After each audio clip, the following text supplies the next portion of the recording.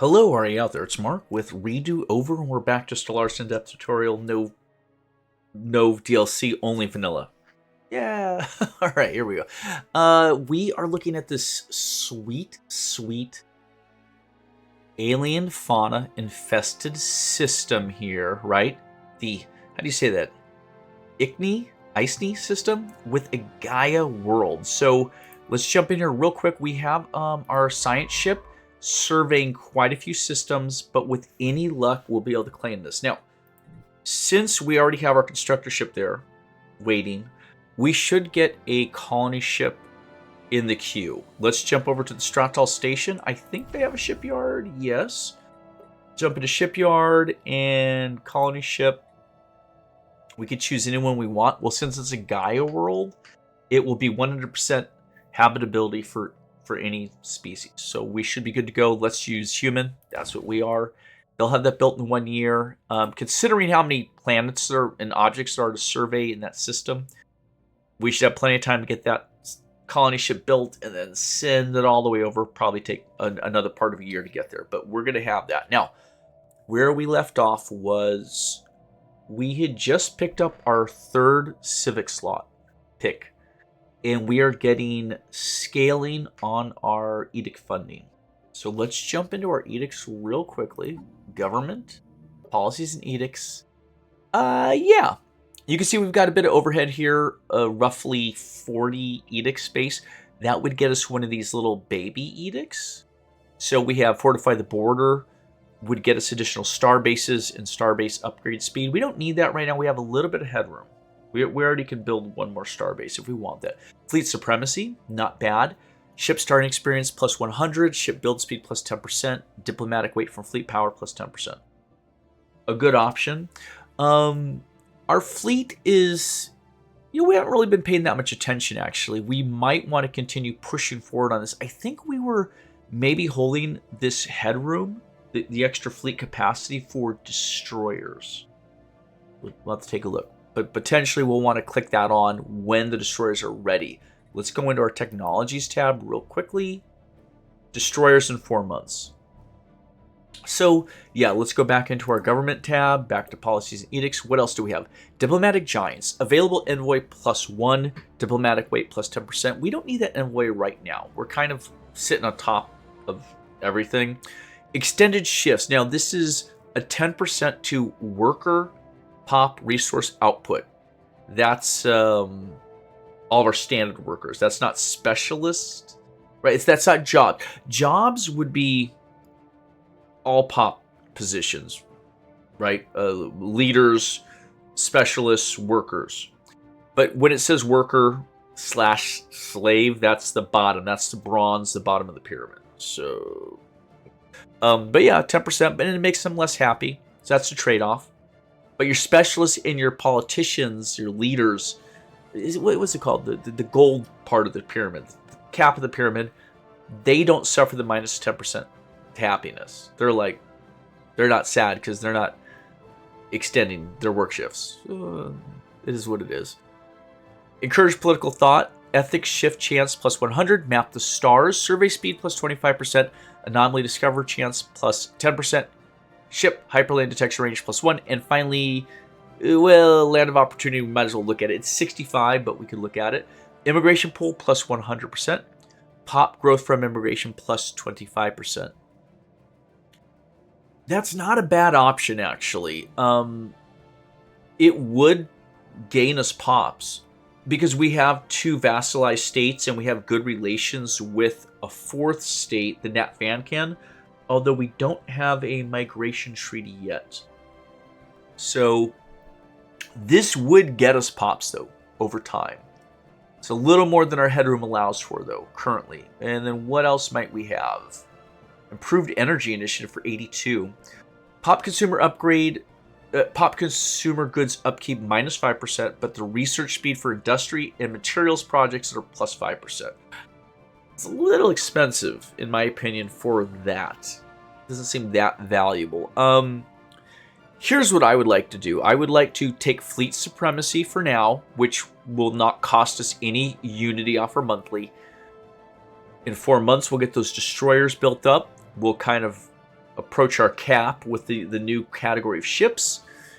And then once those are built, we'll flip off of fleet supremacy and possibly jump over to Land of Opportunity. See if we can grow some pops more rapidly. All right, so that's the plan for the time being. So we currently have everything going to get the ICNI system pulled into our sphere with the colony ship in production now. Perfect. We've just taken a look at our edicts, and we're going to build destroyers as soon as they're available in 4 months. The other thing we wanted to do pretty quickly was take a look at our colonies very quickly. There's just 8 of them. And let's make sure they're doing okay. Now, every time we pop into our colonies, we're going to be looking at a few things, primarily right up in this area. We want to make sure that we have enough housing, essentially more than a couple of available housing for growth. We want to make sure that our amenities are in the positive, not 0 or less. And we want to make sure that there is a job or 2 available. You don't want 8 available jobs, but you don't want less than 1 either. And if there was anyone unemployed, you'd want to see what category of unemployment and get a job available for them. Or you wait for, a worker could eventually... Workers will always jump up to specialist jobs. But a specialist may take a while to down promote to a worker job. They don't want to go down the pyramid. Everyone's happy to go up the pyramid, but most people are resistant to go down the pyramid. It doesn't mean they won't downshift eventually. Not really sure what the time frame is for that, but be cautious. So right now, here on Earth, our housing and amenities are sitting in great shape. However, we only have a single job as a clerk. We have 2 enforcer jobs, but we have those turned off. I'm pretty sure we've gone and said we don't want enforcers. That's because our crime is sitting very low at 4%. There's no detriment essentially to a 4% crime rate. So we're not trying to mitigate it in any meaningful way. System Capital Complex is going. They have over a year to build that. So there's really nothing we can do about that job situation for now. We're going to let it sit. We'll be okay. Let's jump over to Alpha Centauri. We actually do have, you can see here, the bronze pyramid immediately tells us that it is a worker. Not a specialist, not a politician who needs a job. We have no jobs available. I see housing somewhat limited, but we have plenty of amenities. So any job we make, this worker will immediately slot into. So in particular, Alpha Centauri Prime is a mining colony. They're doing very well here with mining output. We have more than enough. But there's no sense in differentiating this colony from its set goal of being a mining world. So let's just see if there's a building real quickly that could help them out. Let's jump over to the mining. I see there's no specialized mining building. They do exist. We just don't have the technology for it yet. So we'll leave the building slot open. But yeah, in general, we have happy people. I don't think we need to do anything really specialized for their sake. Let's just build another mining district. Plop it in there, and that will get them a little more housing space, and it will give us a couple of mining jobs. All right, that's Alpha Centauri. Let's move on to Sirius Prime. It's a generator world, plenty of housing at 8, a decent amount of amenities at plus 14, so they're looking good, but we're out of jobs. Now, no one's unemployed yet, but yeah, we're out of jobs. So I see we currently are working on the Energy Nexus building. And are there any other buildings? No, the Energy Nexus was it. Now, when that Energy Nexus building completes, all technicians on this world will be producing 2 additional energy credits. So they're way more efficient in making energy per worker. And it'll create 2 additional technician jobs. That's good. That will alleviate this problem here. But let's just throw in, I can see we actually have room here for 1 more energy district. Yeah, we'll queue that up next because that'll be done in 2 months. So that'll come quick. So plenty of jobs, plenty of energy coming out. You can see we're well above our cap there. So we'll keep pushing that capacity up. There we go. We are at a factory world on Oh, Crikey. And how are these guys doing with this? Oh, Crikey. Is that... Oh, I'm thinking of Wenkwort. Wenkwort's the world that doesn't like industrial production. But Oh, Crikey is cool with it. We have a limited amount of housing. It's getting a little low. Plenty of amenities. And 1 available job right now in the Enforcer category. We don't particularly want to fill that job, though. You can see we've already got the Civilian Industries building done. So let's just get an additional factory slot.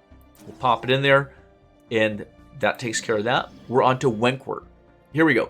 Plenty of housing at 15. A moderate amount of additional amenities at 9, but that's plenty of headroom. And 2 jobs available. One is an enforcer, and one is an entertainer, and then 2 clerk jobs. Interesting. Not sure what I have downgraded. Let's jump into the population. Here we go. We've downgraded enforcer, and we've downgraded entertainer by 1. I'm not exactly sure why we would have done that. No, bear in mind, Wentworth is a unification center. So if it was me, it is me, I'm going to tag this with this little gold ribbon, gold star ribbon. And that just says, preferentially, we want people to go into the bureaucrat slot. Because, in particular, unification gives bureaucrats a plus 10% output, and their upkeep is minus 10%. So we want as many bureaucrats as possible on Wentworth because it is a unification center. Cool. And do we get any other special stuff? Happiness. Culture worker output plus 20? Oh, shit, that's good. And actually culture worker output plus 40. Geez, this is interesting. Looking at Wentworth specials here, the Wentworth Custodian and the Wentworth Gardens, culture workers and research get pretty big bonuses, combined of 60% and 30%. And we've talked about this in the past. Is Unification Center the best option, though? There's no planetary option that really specifically falls into the culture worker category. Because essentially we should move the gold ribbon to culture worker. On Wentworth, Wentworth wants as many culture workers as possible. Now, the nice thing about bureaucrats is the more bureaucrats we have because of our new civ pick, it gives us more overhead on our edict subsidies. Edict scaling, edict fund scaling. It's tricky. It's tricky. Wentworth is not really well suited for bureaucrats, unfortunately. So let's jump back over here. I just want to pull off the entertainer downgrade though, real quickly. No, don't do that. Don't do that. Where is it? Where is it? Right there. I'll just leave it open. It's available for them to do as they will with the entertainers because it would eventually push up more amenities. Not that we need it, but eventually we will. So that looks pretty good. We're just going to keep the downgrade on the enforcers there. Let's jump back out of here. Let's check our planetary categories real quickly. Nope. Unification. Where are we at? What are we looking at here? There we go. So, urban world. No. Mining, agri, generator, and industry, forge, factory, unification, refinery, tech world, fortress world, and rural world. Yeah. There's nothing here that keys in specifically to a culture worker job. Only because that plus 60% to culture worker output is really considerable. Now, both culture workers and bureaucrats produce unity, but only unity from bureaucrats affects our edict fund scaling, not our culture worker people, which kind of sucks. And we can verify that by jumping up here to United Nations of Earth. We mouse over efficient bureaucracy. Bureaucrats and priests provide edicts fund scaling, not culture workers. Ugh. That sucks. So I'm equivocating because it's not optimal, but there's no way to optimize the planetary specialization better for that. Could we get more culture workers, though? Because I do want them in particular. Entertainer jobs. Let's see here. Culture workers are coming off of what? What's getting us culture workers here, folks? Oh, heritage site. I guess the heritage site is the option to priests, right? We're not religious. Depending on the civics picks you choose, Your culture workers can be replaced with priests, I think, at the Autochthon Monument, Heritage Site, whatever. And then we have entertainers here off the Hollow Theaters and bureaucrats. Yeah, there's nothing else we can do here, folks, because we can only have one heritage site. If you look up at the top, it says planetary limit 1 of 1. So there's not really a way for us to get more culture workers. That's a bummer. If I cycle through up here, precinct houses, manufacturing, yeah, nothing there. Research labs, commercial zone would make clerk jobs. Here we go, gene clinics would get us medical jobs. Hollow Theater would get us entertainers. Luxury residence just gets us housing and amenities. No job slots. Luxury residence is not a good building. Not something you'd normally take because it doesn't produce jobs. And then here under Unity, all we have is administrative offices. So yeah, there is nothing else we can do to boost culture workers. That's a bummer. And we don't actually need any jobs here. No. Well, we have the entertainer job we can fill. What about features? Anything we can work on here? No, nothing yet. Let's pop in here then, and we'll get one more administrative office going. Boom. Get it in the queue. That will at the very least, work with the Unification Center and with our Civic. So there's a bit of synergy going on. It's just not as optimal as we'd want it. Let's move on to our next world, which is Uproth Prime. It's a Forge world. You can see they do in fact have their alloy foundries building going, which currently just gives them 2 extra jobs. It's not boosting alloys per metallurgist yet. We need to get the upgrade to that alloys foundry building to get the +2 to alloys, or +1. Not sure what it is. An extra job. So we will keep an eye out for that in the technologies tree, because that would really help us get our alloys going pretty solid. For the time being, we're almost out of housing. Amenities look great. And we have 2 metallurgist jobs available. So let's do a city district. Not because we want the clerk job, but because we want the +5 to housing and the extra building slot. So for the time being, that would be pretty suitable for them to work on. I don't think it's going to hurt anything. Let's jump over again to Niam Prime, Tech World. You can see they get little bonuses from physics research and engineering research, 20% and a 20%. Yeah, this is a good, we chose the best option for Tech World here. Housing is okay. Amenities are very good. And for jobs, we have a bunch of researcher positions available. Now, bear in mind, this colony is just getting going. It's only got 7 total pops. So it's a very small colony. We could gold ribbon star researchers. Now, bear in mind, that would pull people away from the medical workers job, and that is giving us extra habitability here. Very low habitability in this world. So let's let it grow naturally. As of right now, the only jobs available sit in the specialist slot. We have 3 research jobs available.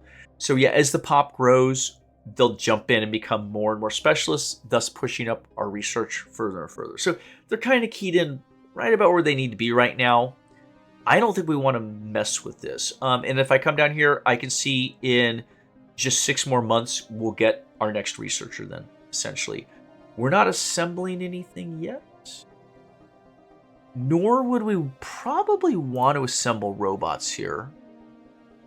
The reason for that is currently our robots can't occupy specialist jobs.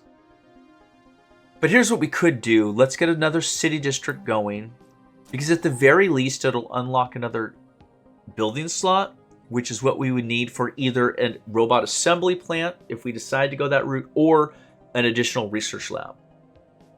Cool. And currently, we cannot upgrade those research labs to the newest structure because... Why the hell can't we do it? Because we don't have a planetary administration. That's right. We're still using the reassembled ship shelter. That will not change until the number of sapient pops is greater than or equal to 10. So they have to grow for another few years before we can upgrade this to upgrade the research complexes. But yeah, city district's a good option for now. Let's pop forward. Lishval Prime is our agri world. We're doing very well here. We have extra food. We never want too much surplus. Housing's okay. Population is just at 7, so again, it's really getting going. Plenty of amenities. No available jobs. Simple enough. We are going to want more farmer jobs-ish. Let's see if there's any buildings that would help with that. Yeah. Well, the hydroponic farms doesn't improve food output per pop. It just gives us more food, more farmer jobs. It's kind of a waste of a building for right now, right? Like, I mean, yeah, if we built the hydroponic farms, we'd get 3 more farmer jobs, but we can just keep building agri-districts and get the same thing, and they give us housing. However, you know who can farm really well? Robots. Robots are great farmers. So let's use this building slot, and let's jump up here and get a robot assembly plant going. Then we'll be producing our organic human pops, I dare say, as well as our robotic slave friends. Yeah, it's going to be great. And let's jump over to Earth. We're back to Earth. That's it. That's everyone. Yeah, I'm not going to mess with these just yet. We'll wait for that system complex. So we've looked at everything. Now, let's start the game. It's so much fun here. So much fun. We're starting the game. Oh, didn't mean to do that. We have an archaeological site popped up. Let's take a look real quickly. So, ancient partially translated records have been discovered amongst the ruins being excavated at Strudma 2C. Herman Wagner reports that the records contain several technical specifications that may be of value to our scientists. Excellent. A massive 4,000 society research gain. Perfect. And Herman's just gonna keep trucking along with that. I'm not gonna stop him. We were thinking of putting DeChen in there. It's gonna let it ride here, folks. Research completed. The destroyers, we got them. Perfect. Fleet command limit is +10. That's up for the size of an individual fleet. That's not to be confused with your naval capacity. Different things. So that means you can have 20 ships or 30 ships or 50 ships in a single fleet. But we got the destroyer type, which is just a larger destroyer. As a larger 2-section design, the destroyer offers a broad array of strategic armaments. Cool. New research. Space torpedoes. That would get us the frigate class of ship. It's essentially kind of like a Corvette-sized ship, but with torpedoes, which are great for taking on larger ships. Fusion missiles, category 2. So that would essentially type explosive torpedo component slot, damage 21 to 32. That's significant for a small slot. Yeah, that's a lot of damage. Cooldown 8.5, accuracy 100%, tracking 25, range 0 to 100. So yeah, it extends out to the longer range. It's going to fire before many other weapons in combat. Be the first salvo and then wait a long time to fire again. Average damage is 3.11 per day per tick. And they're plus 100% for shield penetration. Yeah, so essentially those missiles just... Well, shield penetration, that's not shield damage. That means they just bypass the shields? Is that right? Yeah, they just fly through the shielding unaffected, dumping all their damage straight onto the armor and the hull. I think that's what 100% shield penetration means. So a missile is shield penetrating by design. Okay, that's cool. And it's cheap. How about afterburners? So afterburner would be a special auxiliary slot.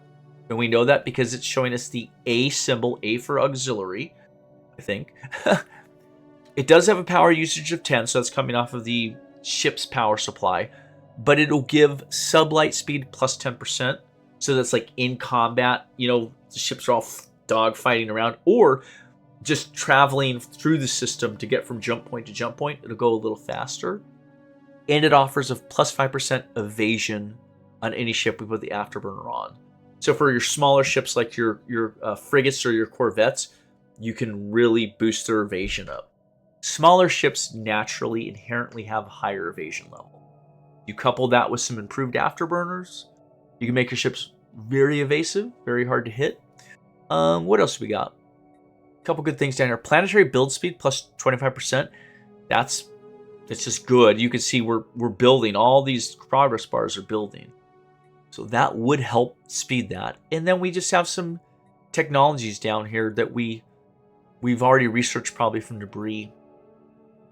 It's tricky, folks. All this stuff is good. I mean, the nice thing is that these are all very base technologies coming in at a very cheap rate. We're not really war fighting particularly, though. Now, we don't want to fall behind, but do we need torpedoes, missiles, afterburners? We could use all of it. We could use ion thrusters. We could use crystal infused plating, but we don't need any of that. Let's jump on that planetary build speed for the time being. And we will, while we're here, slot in at our next Zvox station. Yeah, there's the destroyer, folks. Let's just click a few of these in. They're coming in at 212 alloy a pop. How many of these can we get? I'm assuming each one of these is going to take a couple of, like, probably 2 naval capacity per ship, approximately.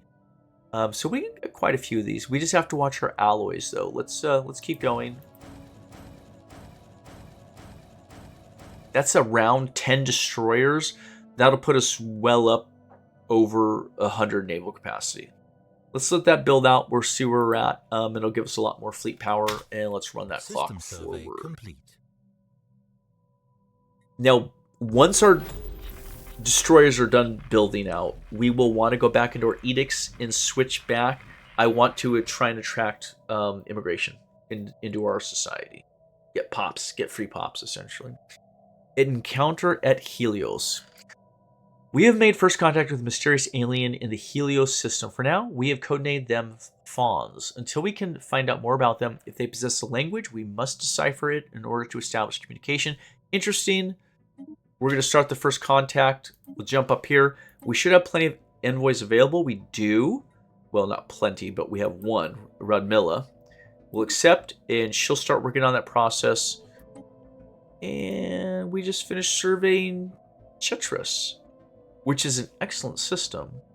So let's do a couple of things. I want to get a constructor ship down. We want to claim Chetris as soon as we can. We have plenty of headroom on our influence. Remember, we're saving some influence for the NC system up there, which is coming. But let's see what the India is doing. She is currently doing the research station. What's the Adriatic doing? Nothing. Okay, perfect. Let's send the Adriatic down. Right there.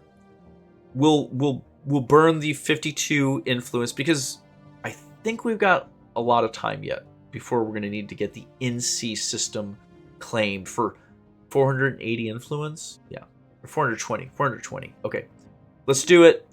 She'll be down there soon enough. And then while we're looking at it, let's jump into the Helios system. Because what I want to do is sometimes you can zoom in. I'm just looking at what this is to see if it looks like a space fauna or what it's doing. So if I run the clock, system survey. Is this ship surveying? Anomaly found. Crap. All right, hold on. Say if it was space fauna, it wouldn't have the little survey radar beam going onto planetary surfaces. So usually it's a good way to tell if you're looking at space fauna or a Xeno empires, whether they're surveying a system.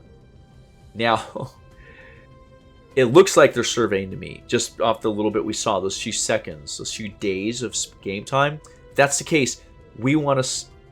I'm not so worried about Helios, but I want to make sure we claim the system just to the galactic north, because it's a really good system. We don't want the Xenos to get it before us. Okay, that's my logic. Here we go. Strange debris in the Helios 3 system. Jessica Newman is working on an easy project, or she will. Scans have identified a debris field of uncertain origin. Could this have something to do with the abandoned science ship patrolling the system? Oh, maybe the little ship we're looking at is the abandoned science ship? Right? Research? Yes, please. Yeah, I bet you that is it. Oh, wow, they're going fast. I think that's the abandoned science ship. Okay. Ghost ship. Our scans of the debris field in Helios are complete. Processing both possessing both organic and biogenic properties. The chemical structure isn't unlike anything we've seen. The connection between the debris and the strange vessel patrolling the system remains unclear. There are no life signs aboard. In fact, we can detect no power signature of any kind. For lack of a better description, we have stumbled on a ghost ship. Issue special project study ghost ship. I want to study a ghost ship.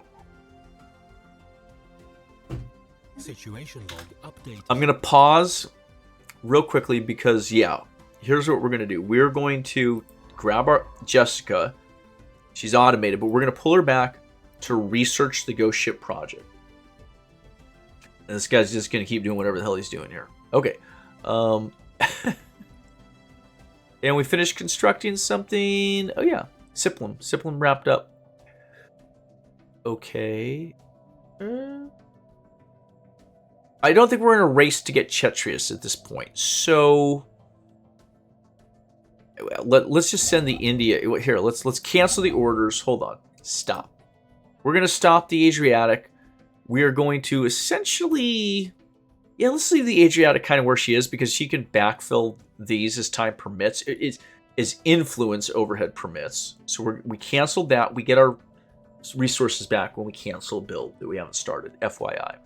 And let's just grab the India since she's doing nothing, and we'll have her race down here because she can have that done way quicker. Yes. All right. And then run the clock. And I'm just watching up here. Oh, our colony ship is done. Wow, that went quick. Let's send them on their way. We still have a little bit to go. Obviously, they'll be there in less than 3 years, 1,005 days. Okay, that sounds good.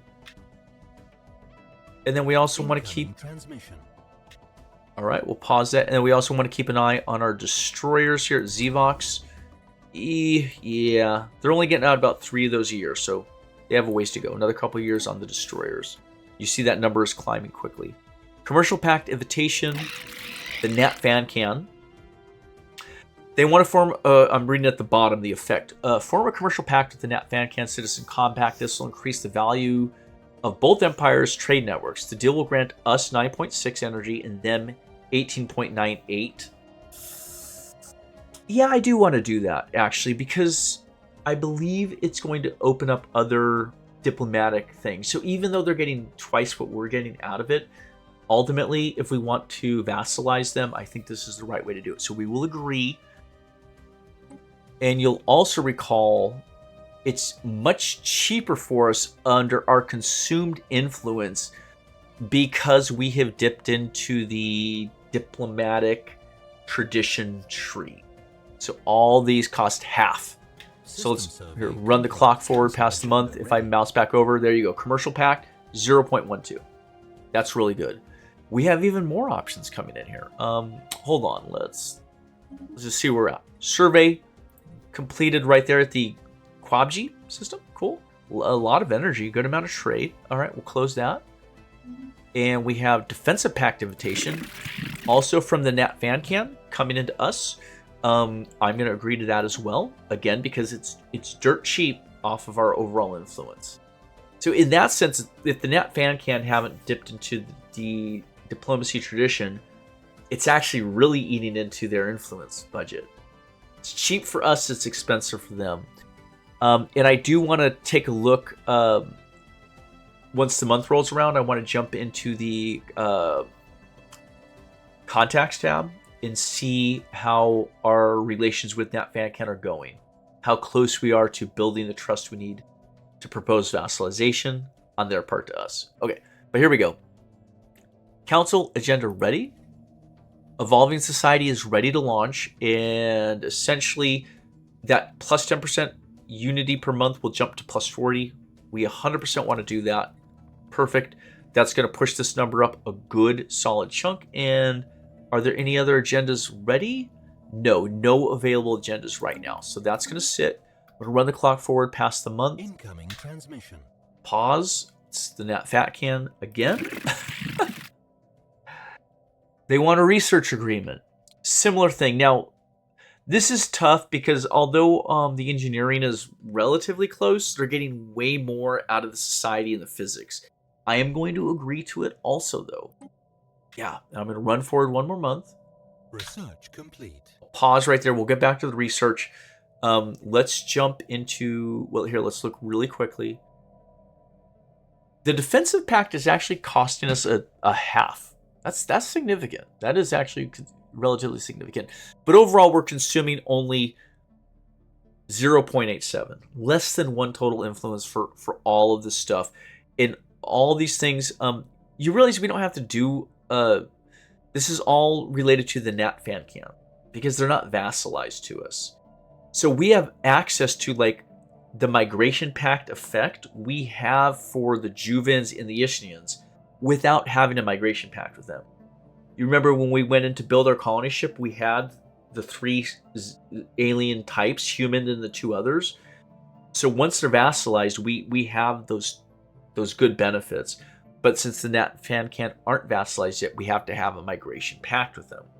If they vassalize, I believe all those will go away and we'll get all that influence back. So that being said, go to contacts. You can see we're sitting pretty fat here. Ishnian is growing at a +2 relation. Juven is at a -1, so it's not great. Although we have a long way for that decay to become a problem, I think. The Nat fan camp are sitting at 318 and they're at a +8 relationship change per month. You can see how it's broken down between their opinion of us and our opinion of them. In both cases, they're around 160 positive. Now, opposed resolutions is at a -38. Resolutions, I'm guessing that's in the galactic, whatever the hell it's called. You know, the galactic presidency thing here. Senate. Yeah. Okay. Galactic market is, they're voting to enact. Actually, we do want to vote on that. Currently, the resolution will be passed. Full support, by the way, on that. 3,000 for, 0 opposing, no abstaining. So we all want the galactic market. We'll keep an eye on that because we do want to try and get the galactic market physically located on one of our colonies. It'll give us benefits on the market, to market rates, if we can get it. It's kind of like a horse race on that part. So I digress. We were looking at what else, though? Egalitarian rabble, they don't like. And we don't like that they're authoritarian. So it's a -20 on both of those sides. And we also don't like that they have a slavery policy. So they are authoritarian. Yeah, they're kind of bruisers. It's a good thing they're weak. But the things we do have going for us are we're both galactic community members. That's a big +50. We are developing trust. Is just going to keep growing. Defensive pact is positive, which we just got into. Xenophile diplomacy +10. Xenophilia +20. I think we share that with each other. And improve relations. Yeah, we have a envoy improving relations actively. Okay, I do want to jump into here though. They're friendly with us, moving up, so we have a ways to go. Attitude's belligerent. We are sending the envoy to improve the relationship. Perfect. Inferior, so their fleet power is inferior. The economic power is pathetic relative to us. Technology is inferior. Cool. Let's jump into diplomacy. Here is our trust. It's currently at nearly, we'll say 32. Their trust of us changes by plus 1.59 each month due to the commercial pact, the defensive pact, the research agreement, and the embassy. So those are all things that they proposed and we grabbed each one of them. Boom, boom, boom. And that's growing very quickly. Modified by plus 32% due to direct diplomacy. I think we're getting that through our tradition. Diplomacy tradition? I think so. So yeah, we're growing quickly. Their maximum trust of is 150 due to defensive pact. Direct diplomacy adds plus 50 to that over the 100, I guess. Yeah, whatever. So if we jump over here, we want to roll down to proposed subjugation. Would you like to be subjugated by us? Requires excellent relations or 50 trust. Well, you can see we are pretty long way from excellent relations. We'd have to get to 750. And we are currently in positive at 318. So yeah, we're growing at +8 per month. You can see, yeah, it's right there. Last month it changed by 8. So you could, bottom line is we have over 400 to go. So 400 divided by 8 would be about 50 months to get the relationship into excellent. But in less than 50 months, we know that our trust will go from 32 to 50. That's 18. And we're growing at 1.58. So in 25 months. So we're going to get there by trust much sooner than we'll get there by relation. Okay. But in general, these packs are getting us what we want. Perfect. And we have a new research available. Ceramo metal infrastructure +1 building slot. That's per colony. Colony development speed plus 25%. That should synergize with the colony development speed research we chose individually. So that'll be a lot more. Well, no, that's colony development speed. I'm not building speed. Different thing. Okay. Colony development means the progress bar. So when we claim the new Gaia planet, we're claiming a new colony.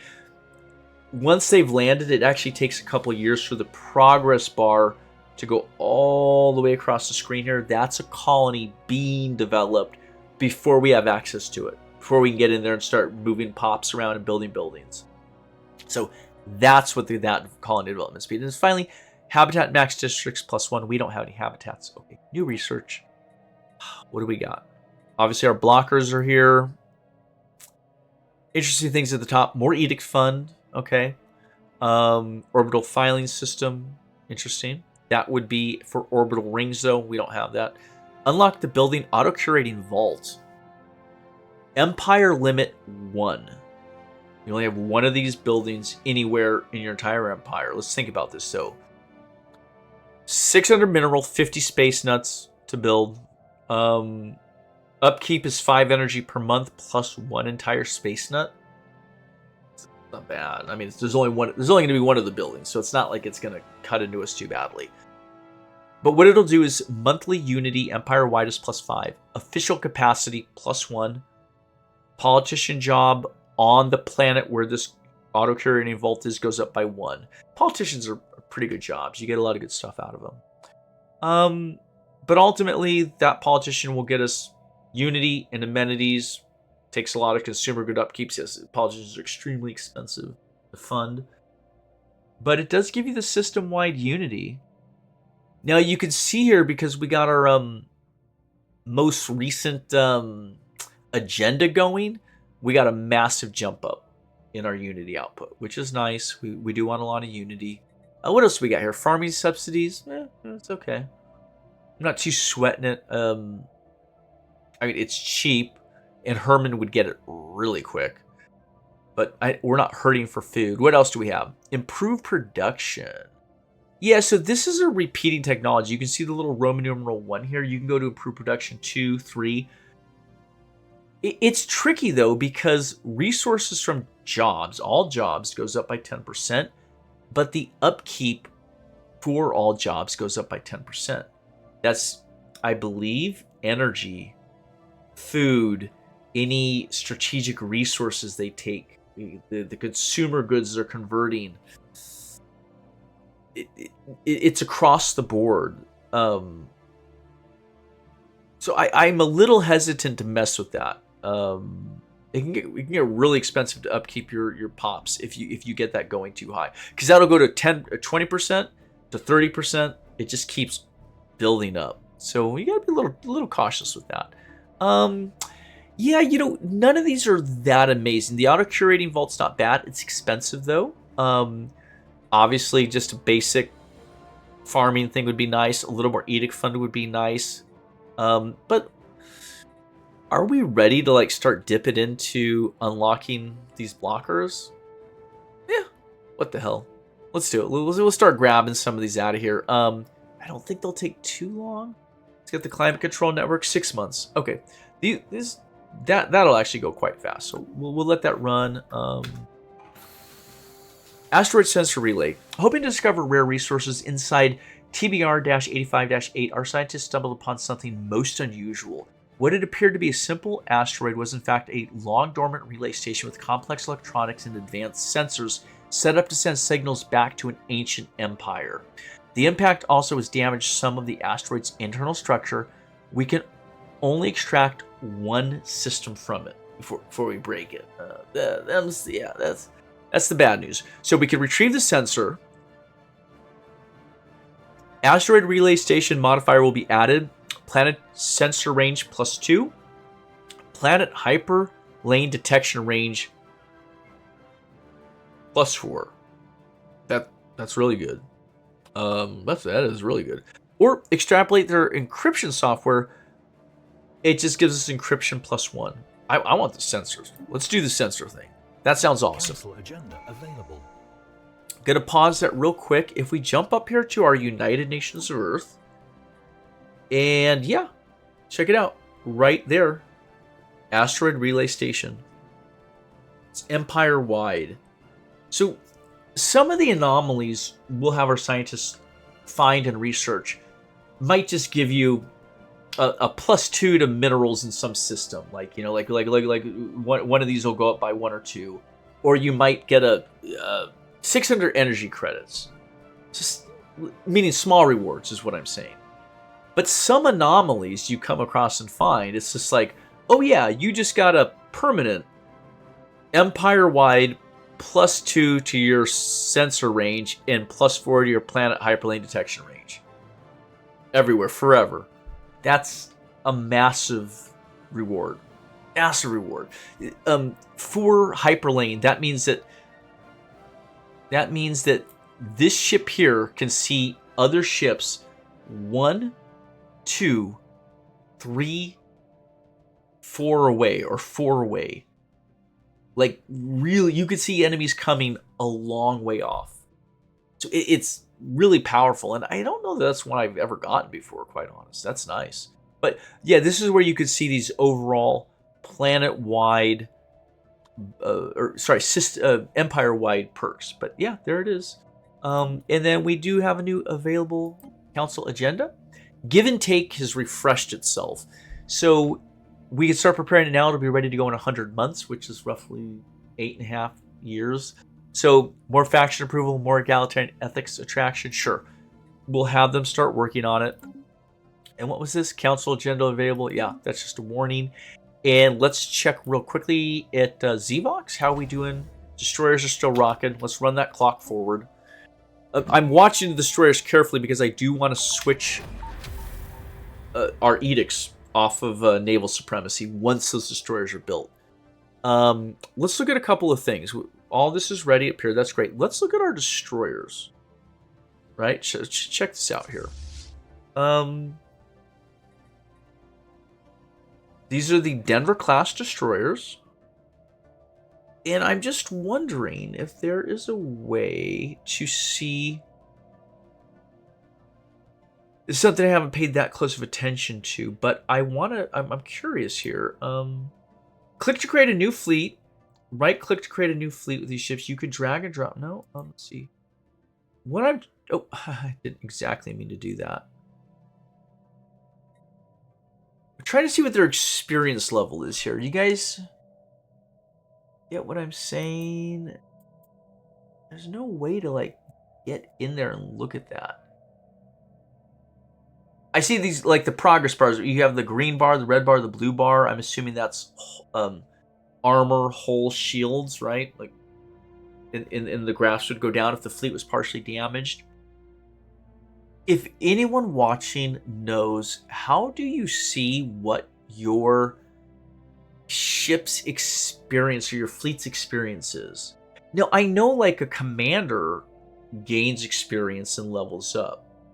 But do the fleets that are without commanders gain their own experience over time? Or is that not a thing?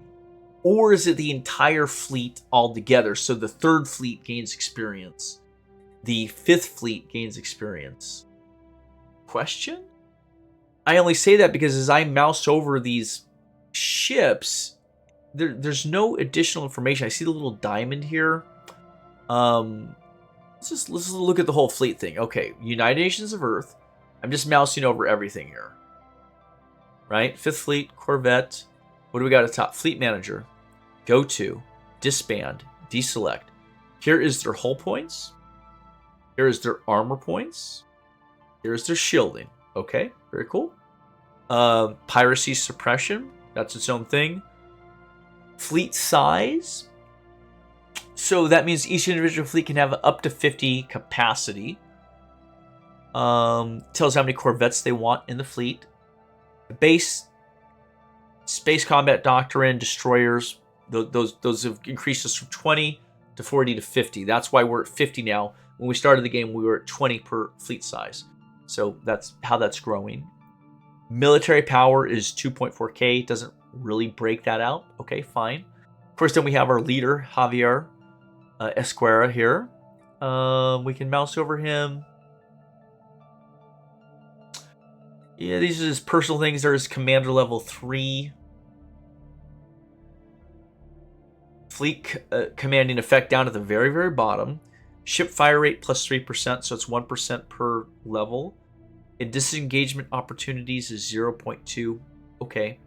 He has a special ability of Prudence, which ship weapons range is plus 20%. That's good. Combat disengagement chance plus 5%. So he's, that's the leader. That's Javier himself. What else do we have? Attack target, orbital bombardment, fleet stance, home base, take point, reinforcement split. Yeah. So it's hidden from me. I am missing something. I am missing how you understand about fleet experience. It's just not available. I'm right click and left. There's nothing I can do to right click or left click. But I don't want the 6 fleets separated out. I'm going to actually push them back up here with 5th Fleet. Can I squeeze them all in there? Yeah. There you go. So we're recombining those. I don't know what else to look at there. I don't know how to see that. But I want to just go back into government, go back into policies and edicts, fleet supremacy, ship starting experience plus 100. That's ship. Not fleet, not commander. Starting, meaning coming out of dry dock, out of space dock. Not a dry dock, space dock. But I don't know how you see it. I'm missing something. So that's the question that needs answering. Where do you see a ship's experience? Question. All right. Let's move on. We got a bunch of stuff popping off here. Archaeological site pending and finished, it looks like. So we'll jump into here. Breakthrough. It appears that thousands of years ago, an advanced civilization found the specimens living here to be an interesting study. They were fascinated by the diverse biosphere. Old databanks are still working, filled with strange conclusions and somewhat worrying experiments. They contain a basic genetic composition of the species and how they might have developed in the past and future. What happened to the researchers themselves? Did they devolve to the state of cave dwellers we found before? I'm not sure why they would do that, but sure. That is Twilight Zone right there. Or maybe it is the opposite, and they evolved from them, leaving the planet at some point. It brings us to wonder, what other mysteries does the universe hold? So many. So yeah, universe is full of wonders. The Gagarin is going to provide society research of 750. Cool. Unity gain 5,000. And mysterious universe modifier added. Xenophile ethics attraction plus 20% for ever, I think. Cool. Yeah, there you go. And then if we click on that, it's again the summary. So it's like a double token there. And I'm going to zoom out a bit. Where did we just wrap that up? Right here at Strudma? Yeah. Okay, Herman, I guess you are just on, my friend, to bigger and better things. At this point, folks, I believe that is all of our archaeological sites. You can see they're kind of this grayed out, for lack of a better word. I mean, no, that's a perfect word. That is exactly what it is. It's grayed out. Yeah. There's none left. So, I believe that Herman is on auto Yeah, he's on autopilot. So all of our science ships are just going to push forward here, examining all these as they go. Ghost ship study still going on. And the India is building that starbase, so we will be claiming the Chetra system pretty soon. It's a good system. And we'll have our other constructor sort of backfilling as we go. These fleets are at Feni and Higashiata because they are trying to suppress piracy, if I'm not mistaken. So that's why those small Corvette fleets are sitting there. But yeah, it's all looking pretty good right now. What else we get here? First contact event pending. The fleet we encountered in the Helios system is unlike any we've seen in this region of space before. It does not appear to be aggressive, but we can only speculate as to its origin or purpose there. Our best guess is that the fleet represents a faction without formal ties to any local authority or civilization. Proceed with caution, and Rodmilla is going to continue on another 80 days there. We'll get something else. Difficulty level is 6, though. Finally, tradition pick available, probably because we got that 5,000 unity from completing the archaeological site. We'll jump in. We are currently working through diplomacy. We have two options. Diplomatic acceptance is at +5. Envoy improving relations have a 1% chance each month of requiring a favor. I like that. Diplomatic favors. And otherwise, we can unlock form of federation, and available envoys are increased by 1. You know, it's interesting. I've never really messed with federation. Would it be better to have a federation with these 3 other Xeno species or have them subjugated? I don't know. Let's look at it. Sure. We already got this. Let's see what's this here. Yeah, let's grab this. Let's grab federation. Okay, 22 months. They're cooking through. That's actually pretty fast. So we'll have our next pick here shortly. We're zooming out. You can see we're still working on. We haven't finished surveying the Ichni system yet.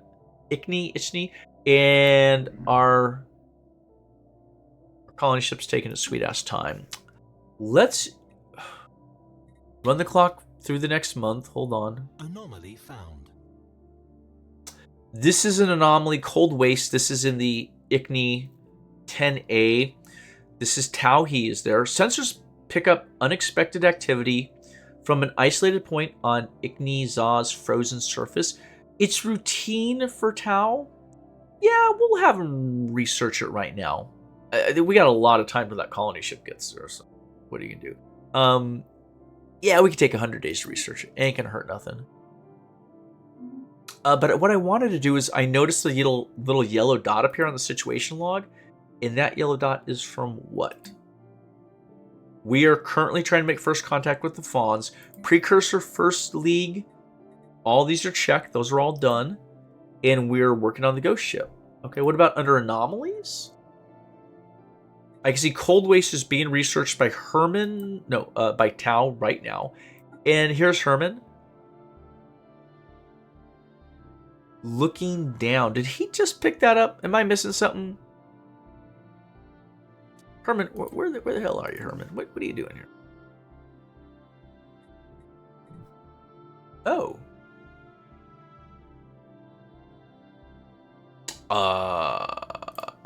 Let's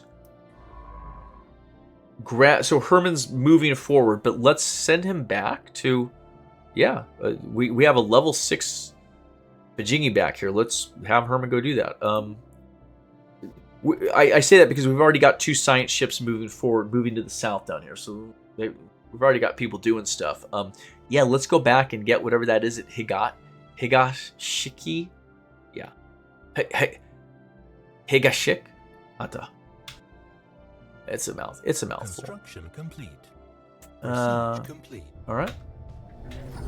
Pause right there.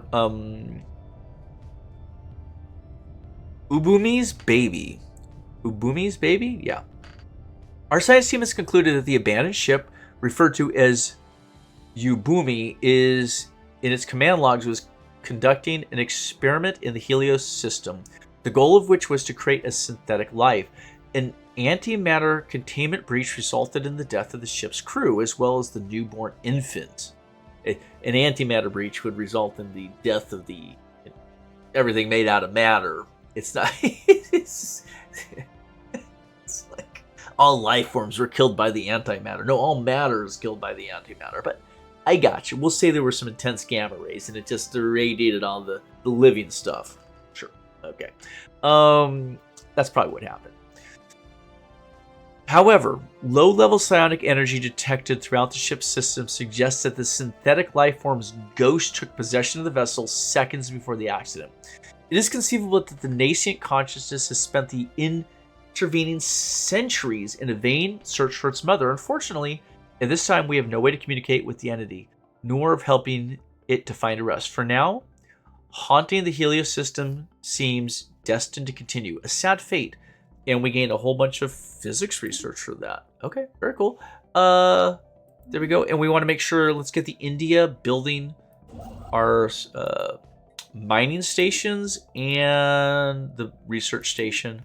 That'll keep them busy for quite a while as they flesh that out. And new research available? Yeah. Climate control. We're learning how to clear the icy blocker, whatever. I don't know what that is. What else do we have? Starbase capacity +2. That is nice, but we don't need it. Leader lifespan. It's nice. We don't need it. Uplift. We don't need it. I think we have one system in our space that has sapience right there. Akram. Pre-FTL civilizations. Would that count as uplifting? Or one of our planets has natives. Natives, is that the right word for it? What would uplift do? Allows genetically uplifting and social integrated species are close to being sapient. And epigenetic triggers allows us to remove sapient traits from biological species through species modification. That's fascinating. Maybe we could find that under, not contacts, under species. Oh, that might be fun to get, because we definitely mess with some, so we could get up to some villainy with that, no doubt. I want to grab that. Let's see. Yeah, because see, Herman can get it so quickly because he's a level 2 on biology, so we'll grab that. Those other blocker things will always be there. I say that, though, because we do have, let's jump to species. Here we go. The Kundan are pre-sapient on Niam Prime. I think there's 3 of them. So these are essentially pops on Niam that aren't doing anything. They were there before we got there. We made the colony. We've preserved them, which is a good thing. But they're pre-sapient. So yeah, we may be able to uplift them once we get that technology done. Once Herman finishes that. Forcefully devolved. Oh my lord. Oh, they were forcefully devolved. Meaning some other ancient alien civilization put them back in the caves. They're cavemen again. Holy crap. Army damage -10%. Resources, jobs, pop growth, leader experience. They are hosed. The brutal de-evolution process endured by this species has a strong negative impact on their abilities. No shit. Okay. Oh, and here's the Dormana. Or sorry, Domana. Pre-sapiens. Let's click on them real quickly. They are not forcefully devolved, but they are earthbound. Energy credits from jobs +10%. Defensive army damage +50. Members of this species are very possessive of the planets they call home. And so we could theoretically uplift them as well, and they are on Lishful Prime. Now you'll notice that there are 3 pops and 3 pops. So my feeling is that when you come across pre-sapiens, so here in this case, the Domana are on Lishfal and the Kundan are on Niam. I don't think those pops grow. They just stay at 3. But 3 extra pops is significant. So if we can get the uplift technology and then uplift these 2 pre-sapient species, it theoretically could get us 6 extra pops very quickly, within just like a year or something, I would imagine. Really fast. So it may be well worth it for us to do that. And then, whatever their special abilities are, I don't exactly know how useful they'll be, but at the very least they can farm and mine. We'll send them into the mines. They'll love that. So yeah, I think that might be kind of fun to mess with here very shortly. Looking over here, I see Uproth is ready for their capital building. They just hit 10%. So yeah, let's get that going. And I don't think, we'll jump up to Earth. We'll just scoot through real quick. Oh, looks like Earth is ready to upgrade one of these research labs. Yeah, here we go. Now, bear in mind the upkeep will be 1 exotic gas per month. But yeah, let's click that in. And let's just scroll through real quickly. No jobs available here again. That's fine. Let's get another mining district going. Sure. They look good here on Sirius. We don't need to do anything. They look reasonable on Owaikreiki. Things look very good here on Wenkwert. And again, I'm looking at these numbers here. Make sure everything's above 0. Uproth looks fine. Niam looks good. Lishval is out of jobs, so we do need to help them out here. So this is an agri world. And again, do we have an agri building? We have the hydroponic farm. We could throw that in there. And now, the nice thing about Lishval is that they are going to be getting robotic pops here. So what the heck? Let's throw in the hydroponic farm building. And let's follow that up with another agri district. Between those two, we'll be in food forever, essentially. And we're back to Earth. Okay, there you go. So, pretty simple. And let's run that clock forward. Salty. Science ship UNS Marco Polo could find no source of the strange readings we detected on ICNI 10A, which appear to be mere sensor echoes. Nevertheless, Science Officer Tao He, a self-proclaimed gourmet chef and history buff, claims to have made a significant discovery there. A mineral deposit found in several vast patches of surface ice appear closely related to human stellar salt. Once an essential ingredient in many traditional human dishes, long thought depleted on Earth. Culinary historians have suspected that this mineral condiment was not native to our homeworld, and the science officer's discovery on ICNI 10A lends some credence to this theory. Whether or not the salt actually tastes like the human stellar salt of old is ultimately of little consequence. The mere idea of retrieving traditional foodstuffs with such closely matched ingredients is bound to excite our economy and our palates. Yeah, I think this is like the whole thing of like all salt just functionally tastes the same. Like it's just chemically almost identical. But like Himalayan, like pink salts and what is salt, folks. Sorry. At the chemical level. But here we go. Savory. Salty modifier added for 20 years. Happiness plus 5. I'm going to pause right there. Hold on. Check this out. Salty. Now that one only lasts for 20 years. But some of these other ones are forever. Like Mysterious Universe and Asteroid Relay Stations. Now you'll notice we've picked up 3 empire-wide or civilization-wide modifiers, positive modifiers, in just the last few years of play. Probably because we're sitting around the 50-year mark. I think some of those more basic anomalies start to benefit you with some pretty good buffs. I think it's probably a sweet spot in the game.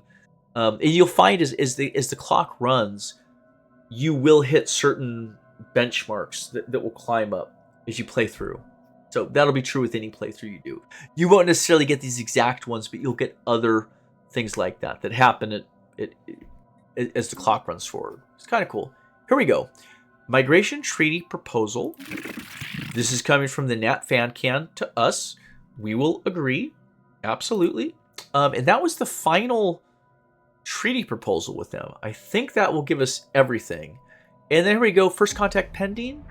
Our linguistics are becoming increasingly frustrated by the failure to provide them with sufficient material to make progress in decoding the language used by the Fawns. It seems these peculiar aliens are doing their utmost to prevent their signals from being heard by the wrong ears. Keep trying. That adds a -2 insights over here. Okay, so we have no insights. 66 days to the next breakthrough. Red Mill is going to keep at it. And was there anything else we wanted to look at? I don't think so. System survey complete. Oh, wow. ICNI is done.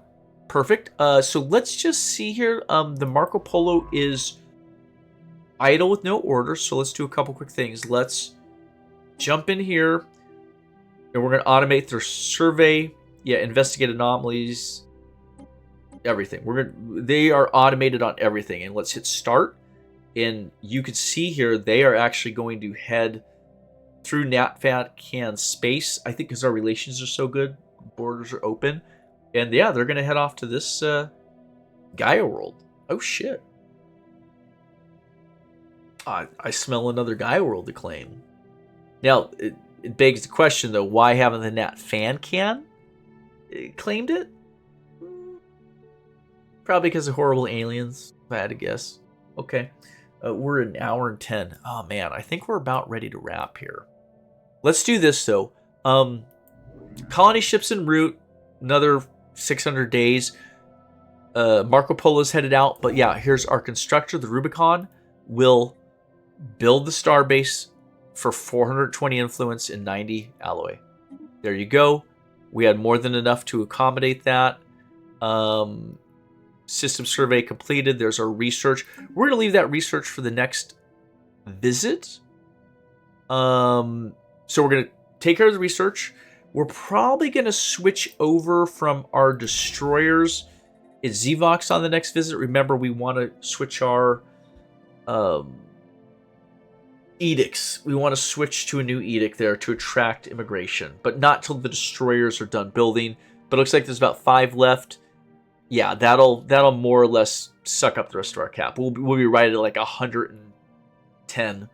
We'll be done. We'll switch that edict. So those two, and colonizing ICNI, and we'll keep a look on that uplift technology once it finishes. That might be kind of fun to try and uplift some pre-sapients. Anything else going on? Yeah, nothing too crazy. Communications going well. We may look into federations, maybe, sure. And I see a nice tundra world, 85% habitability there. Yeah, that would be great. Holy shoot. We're gonna want to claim the Helios system. We want access to that tundra world on Helios 3 if possible. So a lot to do in the next session. It looks like. If you watched, thank you so much. Had a good time. I will see you folks next weekend. Take care.